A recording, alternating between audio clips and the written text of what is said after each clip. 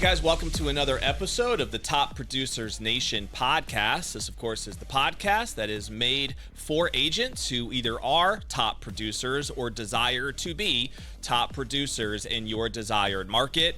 We are powered locally by Tampa Bay Real Producers here in the Tampa Bay market, our local franchise, where we feature the top 500 producing realtors here in this local market on an annual basis. We also host a ton of events and have various things that we do for our local community here in Tampa Bay. So today we get to hang out with one of those local top producers in Tampa Bay who has been featured before in the Tampa Bay Real Producers magazine. That is none other than Karina Bell. How you living, Karina? I am doing good. Thank you for asking, Don, and thank you for inviting me. Of course, it's good to have you here for sure. Karina is with Realty 54. Is it 54 Realty or Realty 54? 54 Realty. 54 Realty. Let's get it right, Don. 54 Realty. I know Joe LaCicero and the team over there well, and you guys have a great reputation, have done great work over the years. So let's talk a little bit about just your background and how you got into Tampa in the first place. I know that you've lived in some pretty exotic and cool locations, and so we'll talk a little bit about that. What was your background prior to getting here? Okay, so I'm originally from Germany. I immigrated to the U.S. in 2006. Okay. I got licensed to be an agent in 2007. Okay. I worked there until...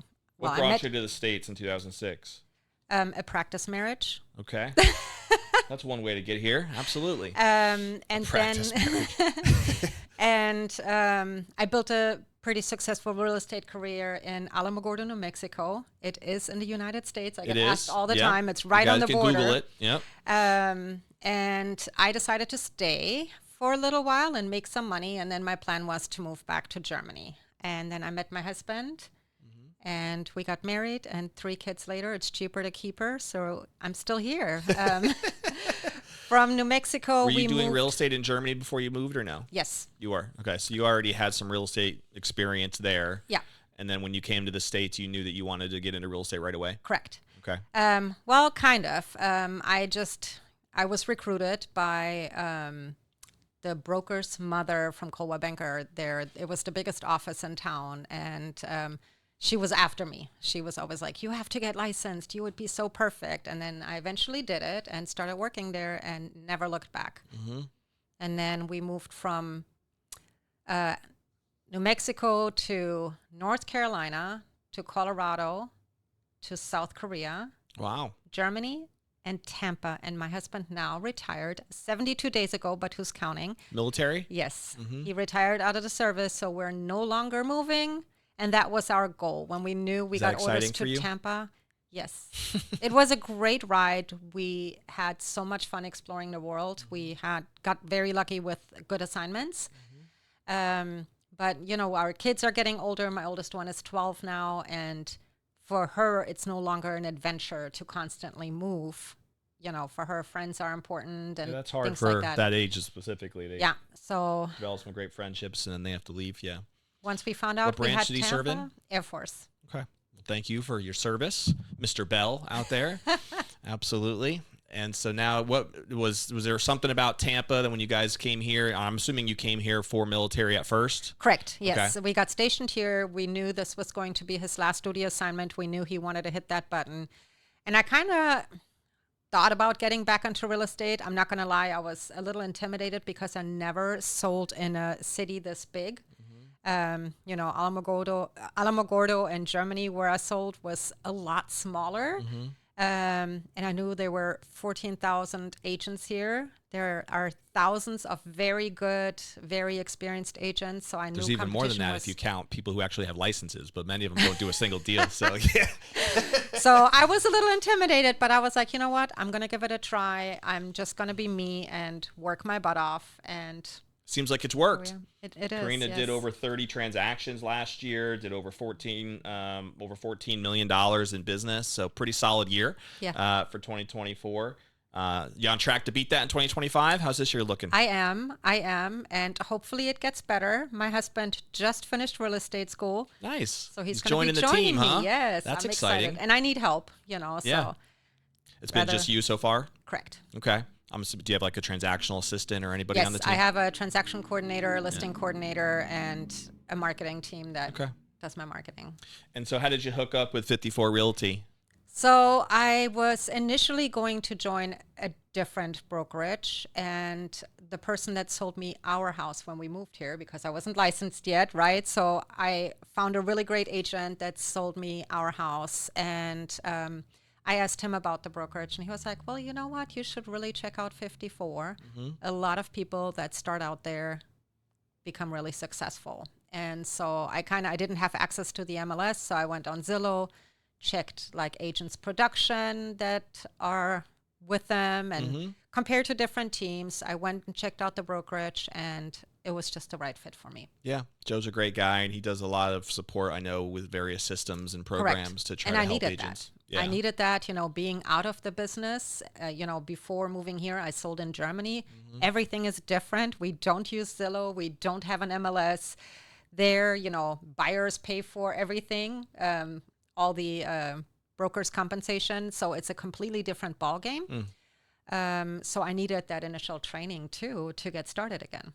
What would you say the biggest difference is between working in real estate in Germany versus the States? I know you mentioned a couple of things right there. Is there one that stands out to you? Yes. So in Germany, people don't move like here in the US, right? The average American moves every 3 to 4 years. Yeah. In Germany, it is so expensive to buy real estate that people usually buy once and stay there until they die. So you either build or buy, and we don't really have 30-year mortgages either. It's completely different than what we see here. What I dealt there with most was investors. Okay. Sold rental units and things like that, multifamily. That's what I mainly did there. Do you have any preference in working with investors versus working with your typical retail buyers or sellers? I will take my families all day, every day over investors, because you build more of don't get me wrong, I became good friends with my investors, but I love helping a family get into a home because you're helping somebody to their dream and not an investment. Much more of emotional tie. Correct. For sure. It's on more the property. personable. Yeah. No, that makes a lot of sense for sure. That's interesting. So what type of mortgages do they have in Germany? So what people do there, you build a savings plan usually when you're 16, when you get your first job, like on the side, and your employer pays part into that, and so do you. And then when you go to school, same thing, you pay into that. And so you're saving up for most of your life to buy a home cash? Not 100% cash, but you'll have a very substantial down payment. So most people do that, and then they get a 10, 15-year mortgage for the remainder. And anything longer than that's not even available, huh? It could be, but really hard to get. Interesting. Okay. Do you prefer your experience here in the U.S. versus Germany? I do think here it makes it easier for people that are not set up from childhood to, get into a home. Sure. Yeah. So I do appreciate that, because here kind of everybody has a chance. If you work on your credit for a while, if you save a little bit of money or get the right agent that hooks you up with closing cost help and, down payment assistance. A lot more programs to try to make it work for people. Yes. What, in your experience, is the biggest distinguishing difference or factor between working in a bigger market, like you're saying Tampa is, compared to the market you're used to? Has that brought certain challenges that you had to overcome or experience, or have you liked it better for any reason? Like what's been that for you? I actually liked it better. I didn't realize how much opportunity there is here. And like I said, I was so scared when I initially got started, and here in such a big city with so many people constantly moving, there is so much opportunity. You just got to get yourself out there. And was the military network through your husband's, position, was that been a source of you developing your business in any way? I'm kind of mad at him. So if you're watching this, you have not sent me one client since we moved here. Get cracking, man. What's going on here? Well, part of the problem, honestly, was he was in a leadership position. And when he gets like an airman moving in, to refer me would be kind of unethical. A little conflict of interest, yeah. Correct. So no, he did not. But I would say 99.9% of my clients are military. Are they? Or military related, or were sent to me. So that's still a pretty big niche for you. Correct. It's a large niche. And that's what I enjoy doing. We've moved, 11 times throughout my husband's career. Totally. I know all about VA process and, what it means to PCS, how to get ready for it. So that's what I do is I help people, and then they also refer me to their friends or colleagues coming in. So yeah, no, we one of the things that we have been really focused on with our whole platform of Top Producers Nation is helping agents identify what we would call their USP, right? Unique selling proposition, and figuring out what is that audience that they can serve at the best levels. So you have a natural one there that you just described with the military and the entire veterans community, I would take it. In your experience, in what ways is it different in working with that community and that niche that you've been able to serve as compared to maybe a different type of market or client? So what kind of helps is common experiences. You just heard me talk to Jason. We were both in South Korea. So we already have something to talk about, which kind of creates a sense of trust. Like I just sold a house to a family that is moving here this summer, and we actually were at two of the same duty stations. So we had a lot to talk about. We had a lot in common, and it kind of builds a relationship from the get-go. And builds that trust because they can relate to me and I can relate to them. Yeah, no, that makes a lot of sense. And because you've moved as much as you have, I mean, that's not easy for people to have to deal with. And so you can always kind of relate to even the emotional side that's tied into that, I guess you would say, right? Yeah. In all the places that you've been, where's Tampa rank in terms of your list of favorites? Is it number one on the list? It's absolutely number 100. And you're not just saying that you live here? So initially if you look at my phone number, I have a San Antonio phone number. Yeah. We were going to retire there. That was our initial goal. And we kind of are sad we're not, because my husband's family is there and we would have loved for the kids to have family close by. But now that I'm established here and we're really loving it, our kids, are involved in the community. I am involved in the community. So we're going to stay. We really love it. Yeah. How exactly did you build that network with the military community if it wasn't just coming directly through referrals from your husband necessarily? Were there certain things that you had to do to be able to get into that community? What did that look like? Absolutely. So mainly social media. I would say 95% of my clients from social media. Okay. So I'm very active on Instagram. What types of content are you posting?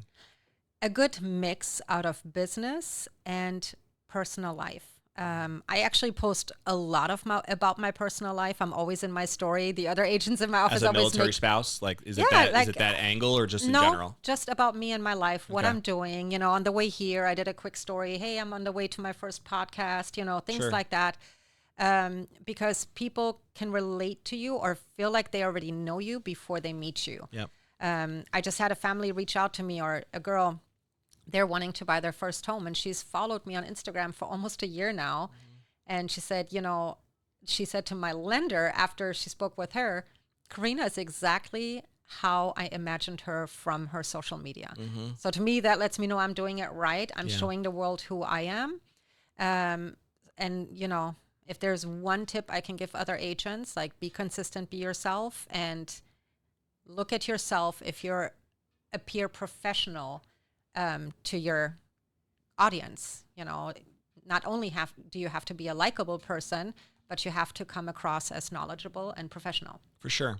And so it sounds like, if I'm hearing you correctly, the content that you've been kind of used to posting on social media in some way has attracted the veteran or military community. Right. Is that just because you're just being honest about, hey, we're doing this today. We have this military function. We, this is what I've experienced as a military wife, Absolutely. yada, yada. So you're just kind of talking that stuff out loud, right? Yep.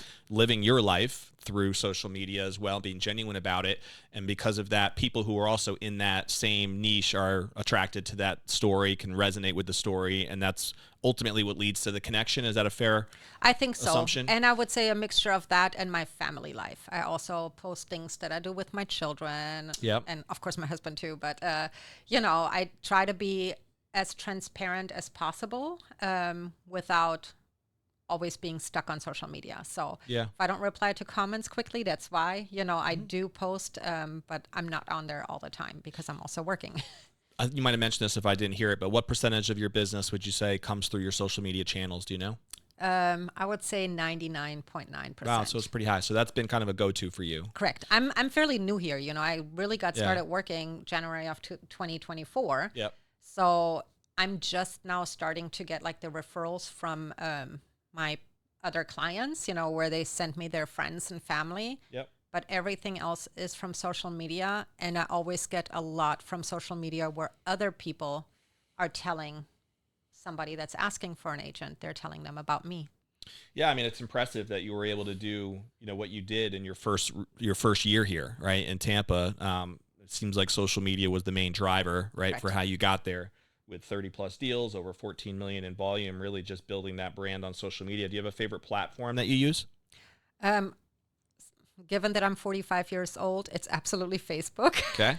I do post just as much on Instagram because I know the younger crowd is more on Instagram. Yeah.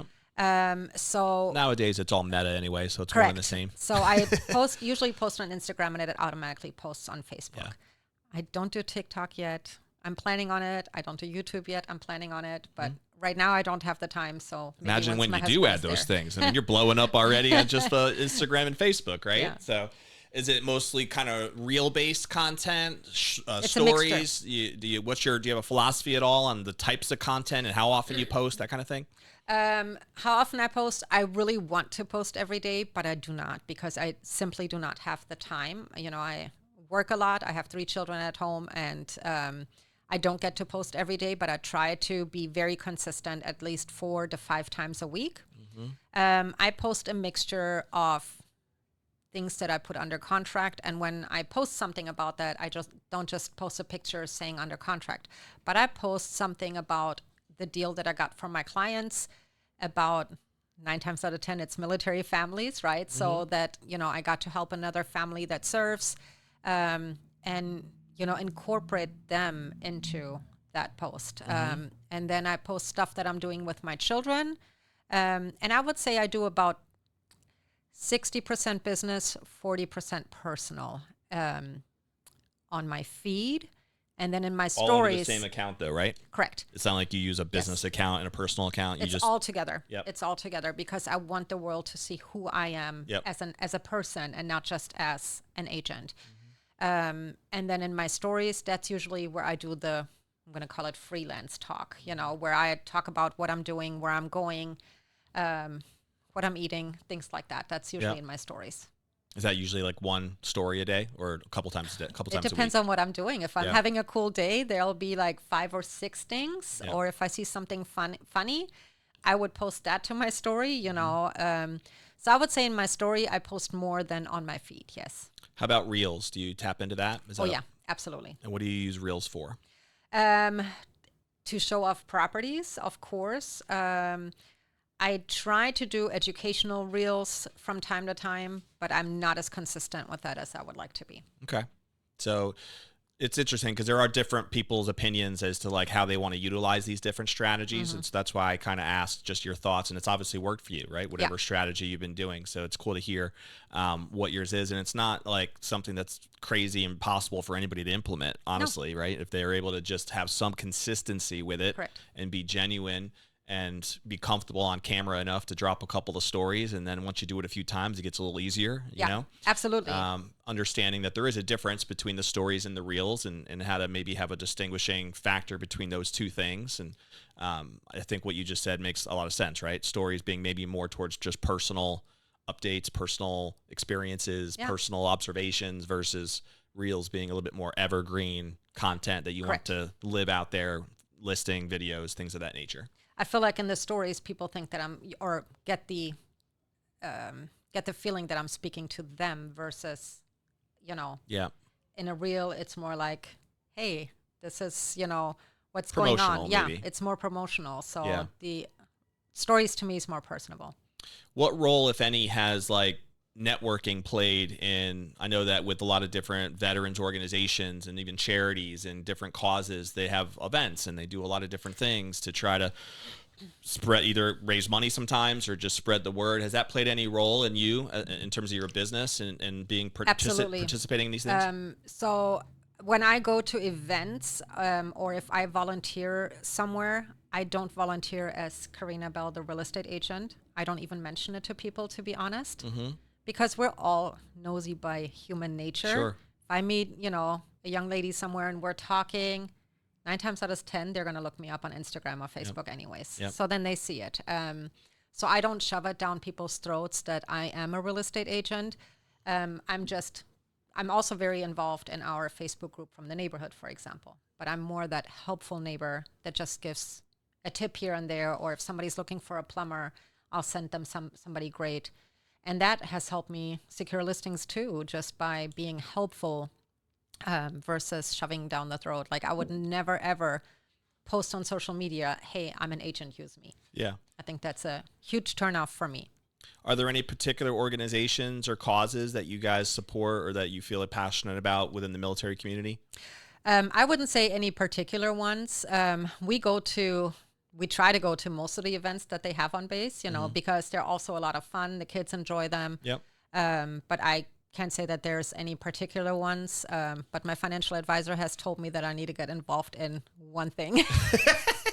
Wants you to focus that energy, huh? Do you guys live in South Tampa? No, we live in Riverview. Oh, you do? Okay. Yes. That's not that far, I guess, from the base, right?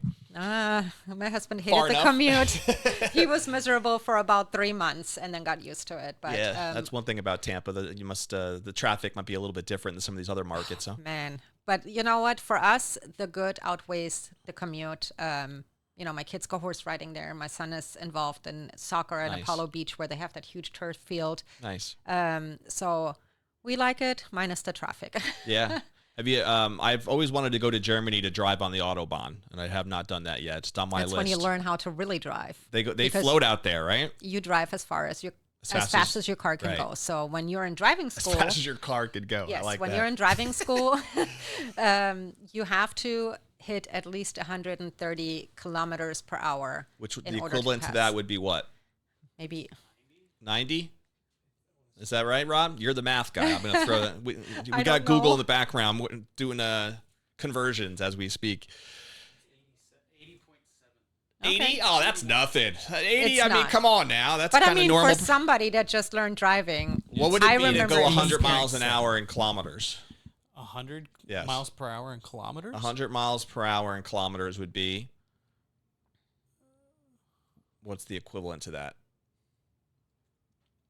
Attention. Spare. So I'm not going to tell you. 160. That's average for Do me. people go 160 out there pretty easily? That's my average. absolutely. That's the average at the Autobahn? I think the Correct. biggest distinction about the Autobahn driving is the following of rules and tolerance for understanding that if somebody's flashing their lights at you, it means move. you need to move. Right. Quickly. Now. Get out of my way. Exactly. And that's a huge difference between driving in the States and in Germany. I'm not going to lie, it drives me bananas if there's a slow car in the left lane, because in Germany we don't do that. Sure. Out of courtesy, if you're not going Yeah, they fast, actually know how to drive out you there, right? stay out in the right, because Yeah, the also, let's be entitlement. real, if you get in an accident doing 120 miles an hour, It could be trouble. it could be bad. Yeah. So people drive more thoughtful. Or if you're on the right lane and somebody is merging in, if there's nobody else coming from behind you, you automatically move over and let them merge. So Is there no speed limit? Is that true? some areas of the Autobahns have speed limits, Okay. and if you go over them, it's quite expensive. Yeah. I've had a few Entering tickets. and exiting cities, right? It's like when you're coming into like a very Correct, or congested area. close to cities to not have the noise. For the noise reduction, they will keep it at like 130 or 135. What part of Germany were you from? Which is still like 90 miles an hour. Yeah. Yeah. So I am Slow. originally We're going real from slow. Bitburg. It's right by Trier, and Trier is the oldest city in Germany. I grew up, 40-minute drive to Luxembourg City, Oh, wow. 40-minute drive to the Netherlands and Belgium, hour and a half to France, 4 hours to Paris. Nice. So I was hoping last year, I'm a football fan, and baseball is my number one sport, but I also like football, and I'm from the New York area, so my Giants were playing in Munich last year. how cool. And I really wanted to try to make it work to fly out there and spend like a week and go to the game in Munich, but also try to get on the Autobahn, drive to Berlin. I kind of had like 4 or 5 different places mapped out that I wanted to try to hit up. And it was just the way that our calendar worked out with other family stuff we had. It just didn't work out. So now I got to wait for the next time. And then before you go, you hit me up. I'll give you all the good places to go. I will do that. Especially if you're down south, you got to hit up Switzerland. Switzerland and Austria. Yeah, that was kind of how I was going to end it, actually, was going through some of the Alps down there and being close enough to Austria that we can go visit a few things down there. So I was looking forward to it. One of these days we'll get out there. I know other cool spots for the kiddos. Plus, this technically would have been the first week in November, but I think like sometimes it could be in October if I go for the football season. The worst time to go to Germany. Oktoberfest is going on in Munich, right? And that around that same time, I would think. Oktoberfest is in September. It is always September? It doesn't go into October at all? It might, depending on how it hits. Okay. But, I'm not going to lie, weather-wise, it's the worst time to go. Huh? Bring umbrellas, raincoats, rain boots. It's like Seattle. That's the rainy season. Oh, yes. Rainy. You will not see the sun for weeks because it's gloomy. Yeah. So I don't miss that. Sounds fun. Yeah. What's the best time to go? Summer? Early summer. Like, I don't know. Like now, I talked to my parents 2 days ago, and they're like, it's cold and raining, you know. Usually we have the best weather May and June. Do you still have a lot of family over there? Everybody is there.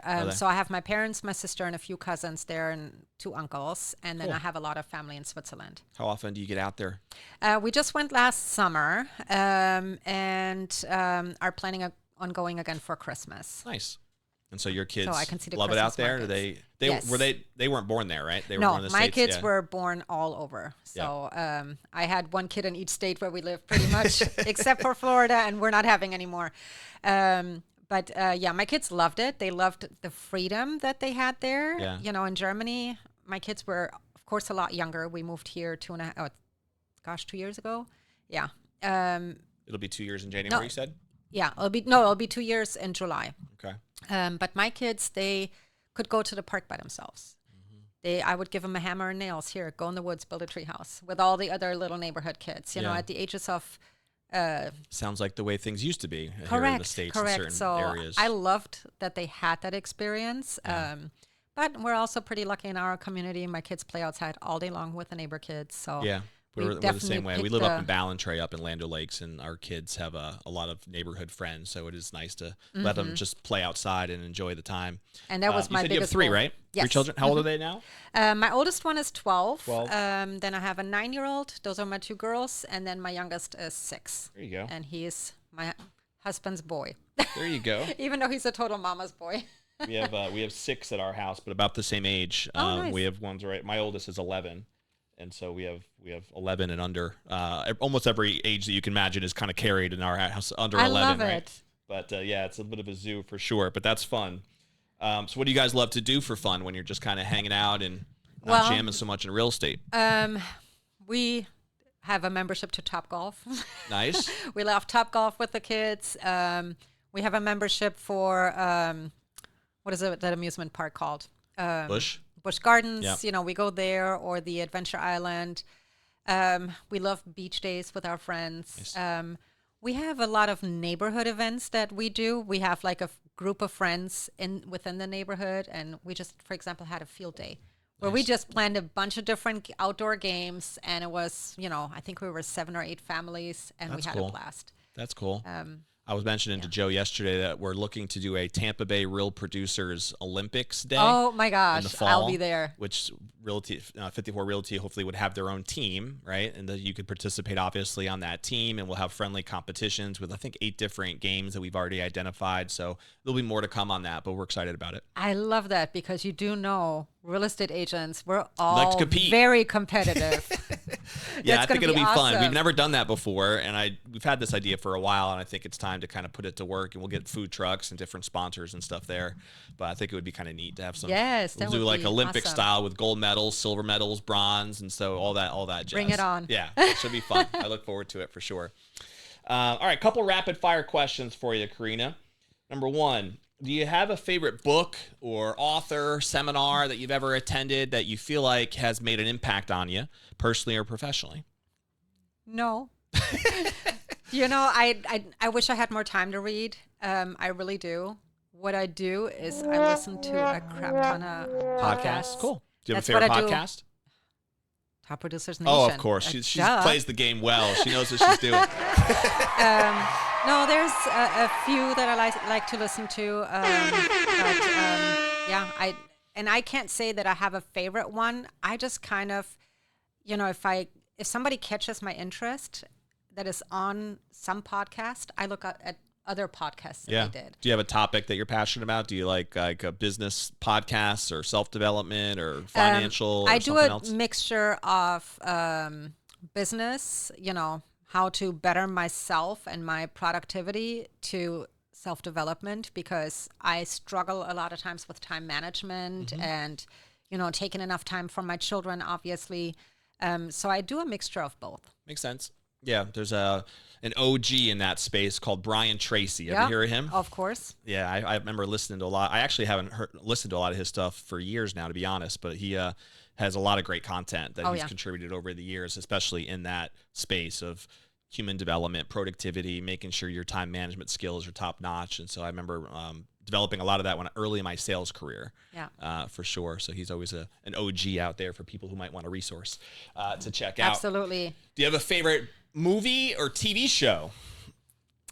So right now we are watching, what is it called? The Handmaid's Tale. My husband and I don't watch a lot of TV. Again, once I stop working, then I put the kids to bed. So we have like our shows that we watch while we were in bed, and 9 times out of 10, I fall asleep before the episode ends. So it takes us forever to make it through a season. But right now we're watching that. I like it. We also love to watch Survivor. Oh, yeah. That thing's been around forever. And we've been watching Keeps on coming out. Since we met. Like 25 years now or something? Yeah. Since we met in 2009, we've been huge Survivor fans, and we always say, "Oh, we got to go on that show." But hey, that could be a nice little bonding experience with you and the hubby. I need to be in better shape. I need to go to the gym. I wonder what the process is like to be able to make that show. I'm sure there's you fairly have to do rigorous, like a video application kind of thing. Yeah. But I never looked into it. They'd probably bring you in for a tryout or something. As of May 2025, it is currently in its 48th season, with 701 episodes having been already aired. So they probably do 2 seasons a year. About, yeah. Probably that'd be about. I think it's been around about 20, 25 years. I think so. Yeah, I love it. And my husband and I are both very 2000, yeah, 25 years. We're very competitive with each other. So I've never watched a season. Can you believe that? Really? Never. No. I've seen episodes. Yeah. But I've never watched just like a full season. I guess I haven't ever been a huge Survivor fan. But even though when I watched the episodes, I was always fascinated by the stuff that they were doing. So I probably could enjoy a full season if I really wanted to catch up on it. Yeah, we get pretty serious about it. We each usually have our own person that we think is going to win, and then boy, if we become the fan. Yes. That's funny. All right, so here's a question for you as we'll put a bow here soon on our episode and we wrap up moving forward here. But I always find it fascinating to think about the legacies that we leave, right? And one day, hopefully many, many years from now, when you're thinking about what you'd want to be most remembered for, personally or professionally, what are some thoughts that come to mind that would matter most to you for that question? So professionally, that's really easy. To me, it's not how many houses I sell, how much money I make, but how many people I help. And that doesn't just go for my clients that I sell homes to. It's also with other agents. I really love helping new agents that are new to the business, get their business started. Nice. Kind of give them tips on how to market themselves, how to do social media. I'm actually doing a social media class in July through my brokerage because I really enjoy that, because I believe if I moved here and in my first year I was this successful, everybody can do it. Totally. I'm no different than you or the person down the street. We're all the same, and we're all given the same opportunities and tools. Mm-hmm. We just have to know how to implement them. Mm-hmm. So that is my goal, is to help others. I'm not one of the agents that get scared about competition, because I believe in a city this big, anybody that wants to be successful and that is willing to put in the work can do it. Yeah, I love that. One of the things that I mentioned earlier is the Top Producers Nation platform that we're focused on. And a lot of that is geared towards the reality that many agents struggle in this industry, right? So wanting to provide more resources, more support, not necessarily tied to one particular brokerage even, but just the idea of there are so many different ways for agents to learn what they need to learn in this business. And of course, there's a lot of free content on YouTube or anywhere that if someone is passionate enough to want to find it, they can find it. But I also want to try to package certain things together in a way that can be digestible easily, and hopefully implemented, right? Easier possibly than what they might have been exposed to. So there's a bunch of stuff that we're already putting together with our online communities, including weekly group coaching opportunities. So I would love to have you on actually on a call, because I think there's a ton of value in the way that you crushed your first year in Tampa as an example, right? So focusing in on how you did that and what your first year was really like and some of the things that worked for you. We've talked about some of that already on the show. But we do these calls Tuesdays at 12 o'clock. We call them our Top Producers Nation training calls. So I'll have to reach out to you. Maybe we can get you to jump on. Absolutely. I'll share all my secrets. That's one thing I really enjoy. It's like I said, I'm no different than anybody else that is in this business. And if I can do it, so can they. Absolutely. No, I love that attitude. You know, it's when you look at the data, even just locally in Tampa Bay, and I share this on our panels a lot, there was almost 24,000 agents who were licensed last year, right? In Hillsborough, Pinellas, and Pasco County, those three counties. And almost 10,000 of those 24,000 didn't even do a single deal, right? And that could just be some of those, you know, really aren't serious agents, obviously, and they didn't even necessarily attempt to do a deal. Some of them, though, generally wanted to try to make money, right? In real estate, and they didn't really know how. They couldn't get traction. They failed at it. And then there's another like 6,000 or 7,000 on the data who did 2 deals or less. They still didn't. They weren't very successful, right? You can't live off of that. And so I really looked at the data, broke down kind of like off the top of my head to be like in the top 5,000. It was something like they needed to be at least doing at least 5 deals or more, right? That's all it took to get into like the top 5,000 agents. And to be into the top 10,000 agents, it was like 10 deals or more, right?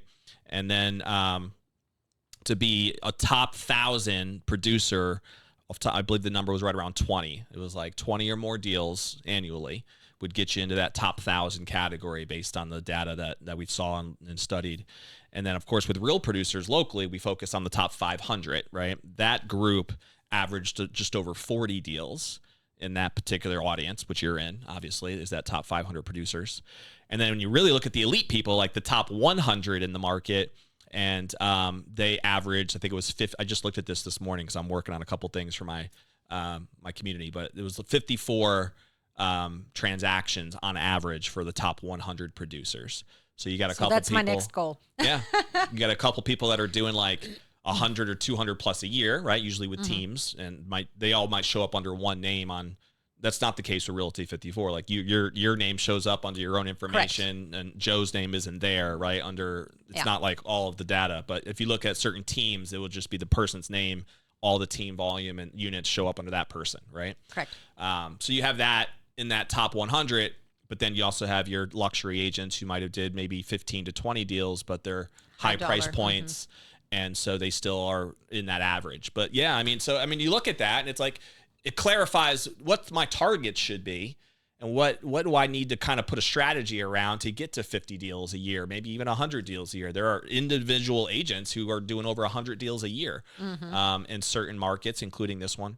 And so that's a big part of what we want to try to help support and get more people, you know, successfully hitting those levels within the Top Producers Nation. That's what this podcast is for.